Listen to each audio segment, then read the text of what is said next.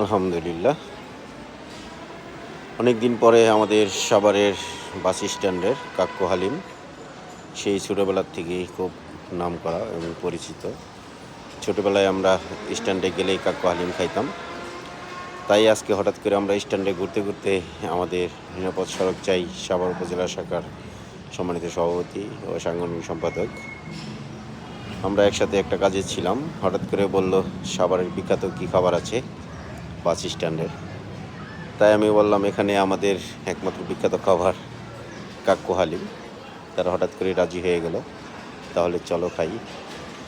যাই হোক, দুষ্টামি ফাইজলামি করতে করতে কাক্কু হালিম আমরা বেছে নিলাম।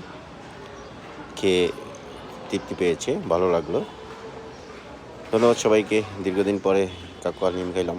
আপনারা যারা খেতে চান সবার বাস স্ট্যান্ডে চলে আসবেন।